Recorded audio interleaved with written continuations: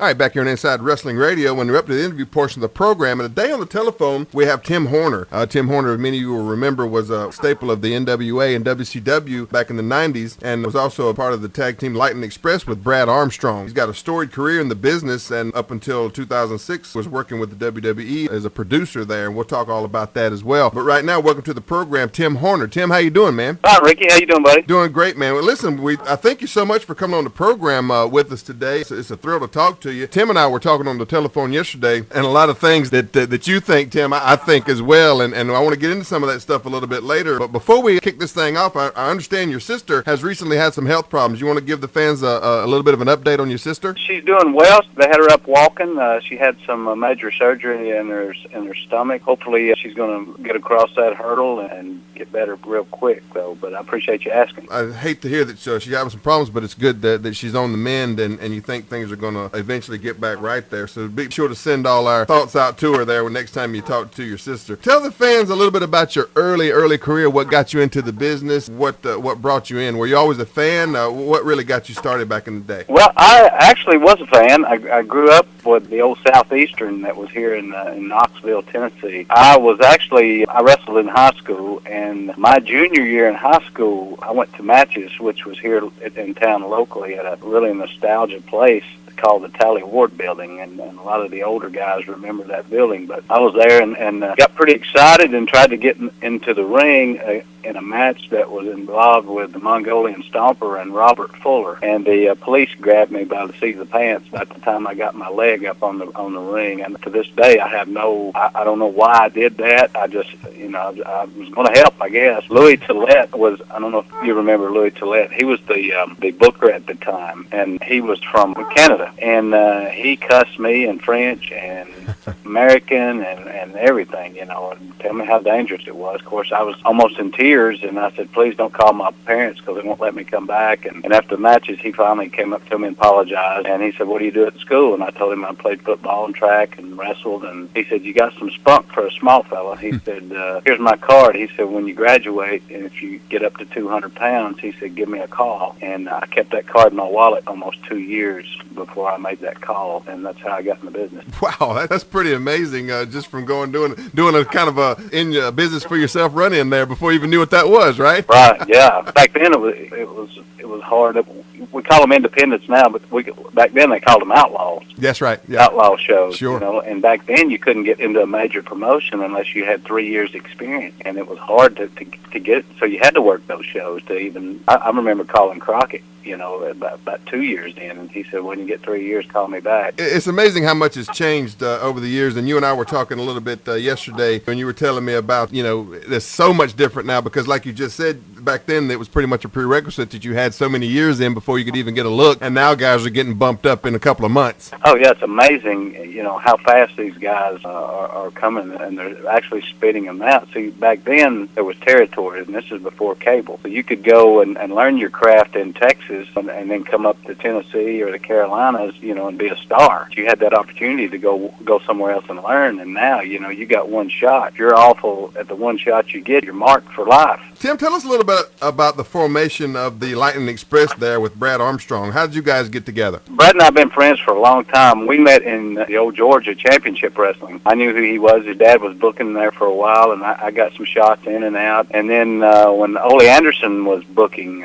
he put us together first, and we were the Georgia national tag team champions at that time for I don't remember how long. We went to Memphis and was on the Jerry Lawler show and wrestled. At that time, Ted Oates and Rip Rogers were the Hollywood Blondes, and that was a big angle that we had with them back then. And then when we went to Charlotte, Dusty put us back together and called us the Lightning Express. Then we went to the UWF, and our first TV there, we beat Sting and Steiner for the UWF World Tag Team Championship belt. And it was amazing because those guys hadn't been in the business long, and they were obviously, they didn't want to lose the belts, and when we went in there, and, I told Brad, I said, we may have to fight these guys, for real. Yeah.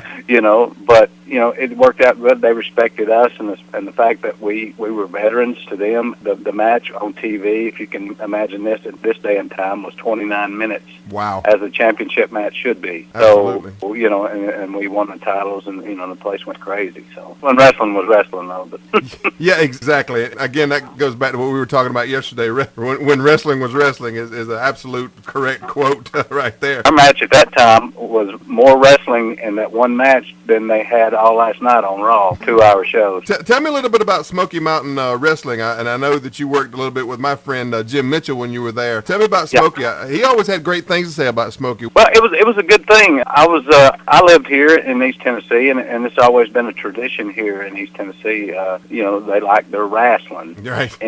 And so, Jimmy Cornette was in Charlotte at the time, and Sandy Scott was up in Virginia. It just kind of all happened in a matter of 2 weeks. Jimmy was wanting to start something, and, I was here, and we wanted to do it here because of the demographics of being here. We were, 80 miles from Asheville, 80 miles from Bristol, 85 miles from Barberville, Kentucky. So the demographics here was good in 3 different states. And so we had a guy by the name of Rick Rubin, who owns Deaf American Records and Red Hot Chili Peppers. Right, yeah. In California, who was a big fan. And so we flew out there and met him, and he said, and I'll never forget this, he said, if you can get me a pair of Ric Flair's boots, I'll do it. And we got on the phone and called Rick, and he next day aired a pair of boots out there, and that's how we got the financial backing to do Smoky Mountain. But it was great. Our moniker was wrestling the way it used to be and the way you like it. We spent 3 years making it that, being different. I recall a time when we had a guy by the name of Ron Wright, and I won't get too much on this, but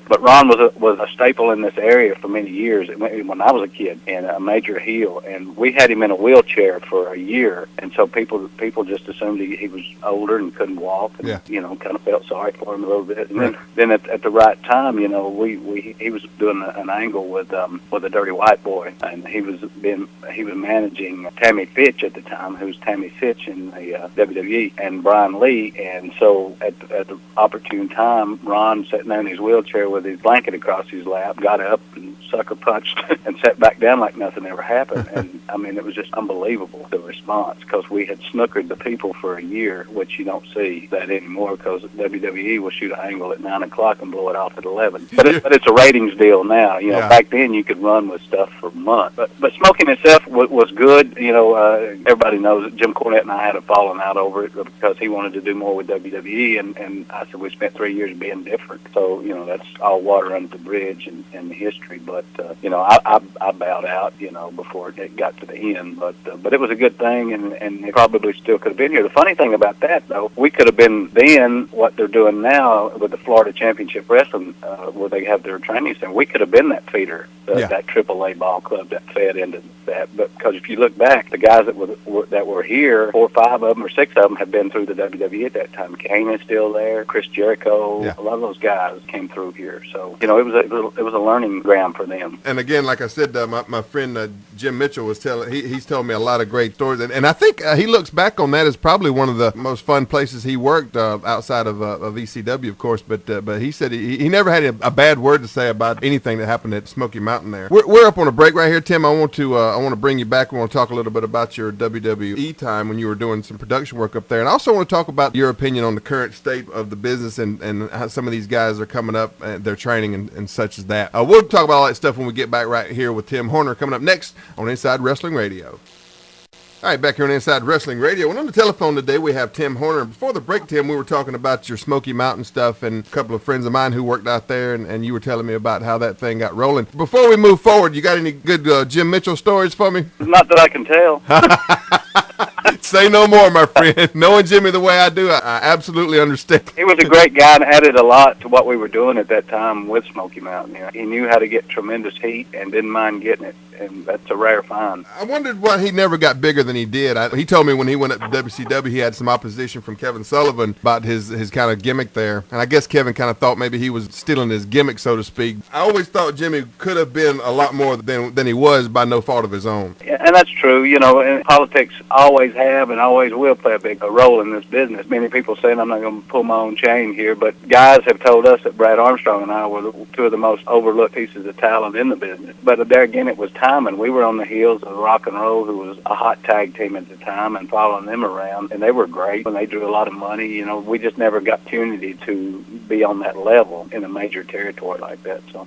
You think that's like a political thing, or what do you attribute that to? Well, it was political somewhat. I remember Ivan Koloff and Crusher Khrushchev, when they were in Charlotte, they begged to work with Brad and I, and ended up sticking them with Bobby Jaggers and Dutch Mantell, the Kansas Jayhawk. You know, it was just one of those things, that the timing thing. It worked out well in the long run because we got to end up going to UWF and be the stars out there. But what happened there was when they eventually decided they were going to shut that down, we were the champions and had been working all these towns, Baton Rouge, Shreveport, Houston, Little Rock, Tulsa, Oklahoma City, New Orleans. We were the main events there in all these towns. And then when they decided that they were going to shut it down, then they had the joint show. So they brought the Charlotte guys in, the Horsemen and Dusty Rhodes and all that. And then what they did was they billed themselves as the main event and put us down to like third or fourth matches, and we built the territory. So it made us look kind of second rate to what they were doing. But looking back, I know what they were doing then, you know, so Sure. They were just trying to kill it off. Tell me a little bit about your time in WCW. How was that, and how was that different when you later found out working for WWE? What was the big difference between the two companies? WCW, I was in and out of there 2 or 3 different times, you know. Flair had wanted me to come in when he left WWE the first time and went back, and I got held up in a lawsuit, and by the time that was all cleared up, you know, Flair was gone and somebody else was booking at the time. So it was just politics. I take pride in my work and my abilities. I tell guys, you were one of 3 things in the business. You were the guy that got beat every time, or you were the star maker, or you're the star. And I was the star maker. I had the ability to go out there and make a guy look better than he actually could himself. And as you know, that's a commodity. I never had a problem keeping a job. Yeah. I never got placed in the slots that I thought I was capable of working at, and never got the opportunities to move up. But I could work opening match or main event. If I was a booker, you know, looking back now, you know, that's a guy I would want. And you get a good utility babyface, can move your guys around and help the guys. And I've always had a good eye for talent. And they come back, and I remember when Dusty Rhodes called me in the office when I was in Charlotte, and he said, "Hey kid," he said, "I got this guy in Florida coming in here, look like $1 million." He said, "But he green, brother. He green." He said, "I'm gonna put him with you," and it was Lex Luger. And so, you know, I took Lex around the horn and for about 4 or 5 weeks, you know, just working just 20-minute Broadways with him, you know, just trying to teach him and go on, you know. And at that time, he was, you know, his head was up there because he was getting the big push. But to his credit, he came back years later and thanked me because he realized what I was doing was right. It just took him a while to figure it out. You mentioned a really good point, and I want to go back to it and touch on it just a little bit about making people look better than they are. We had Bill DeMott on here a few weeks ago, and that was his. I asked him specifically, Bill, what is your training philosophy? Because as you know, he's been responsible for training a lot of great talent. That, in a nutshell, was his philosophy. You have to know how to make somebody look better than they are, and that's really a salient point. Can you expound on that a little bit, Tim? And how does that relate to the way these guys that are coming up now are being trained? Well, you know, they're being trained, and we talked about this a little bit yesterday. Coming out of the Florida Championship Wrestling, which is the camp down there, you got all the guys are being trained the same way by the same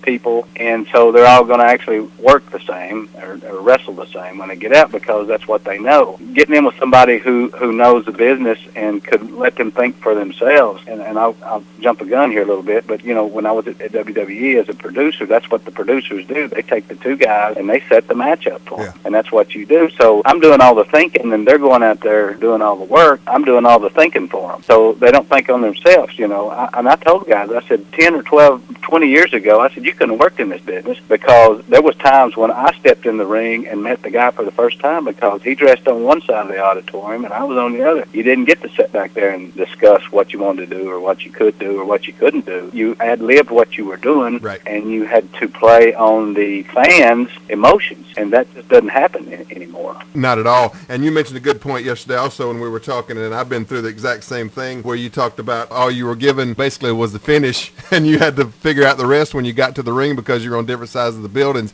I don't think if that were the case with some of the guys that are currently on the national spotlight, if they would actually be able to pull it off. Oh, without a doubt. You know, there's several guys. You know, you see how fast that they push this Nexus up there. You know, there's some good guys in it with a lot of talent, but they're not main event yet, and they know that. But they're grasping at straws because, as we said yesterday, you could go in a WWE locker room 10 years ago, and it was 80% veterans and 20% new guys. And now it's 80% new guys and 20% veterans. And you don't have that middle bunch of guys, the star makers, that can carry the load either way, whether you need them to go up or need them to go back down and help a guy get built up or whatever. There's very few guys up there. That's why you see Chavo Guerrero hang on, because he's a good piece of talent, and different guys up there that they'll keep because they put them in that roles. They're not pushing them and giving them the limelight, but they're keeping them busy getting these other guys ready. So, what's your thought, Tim, on TNA? Okay, I'm going to say this.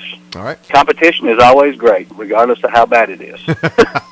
But competition is good because it gives the guys a chance. Yeah. You got some bartering power. But doing what they're doing, poor old Dixie, I don't know how much money she's going to lose before she wakes up. If they would have went down and just did something totally different, because they wanted to be like Vince. And if you're going to be like somebody, you're already second place. They want to try to do them, and then they want to compete, then they want to go on a Monday night, then they want to do, you're already second rate. They've got some great athletes down there. I don't know what it's going to take. Vince got where he is, and it's taking 30 years to get there, and they're not going to get it in 5 years. I mean, obviously they've been running 6 years, and I think Kevin Nash made a statement when he went back up there and was at the Rumble Royal. He said it was nice to be in the building with some people in it, which just is kind of a slap in the face to TNA. Like, I've been working there for 2 years, and we've never had this many people in 10 shows put together. She had in this one show. So I wanted TNA to be a viable alternative. I wanted it to be so much more than it's proven to be, and it's sad,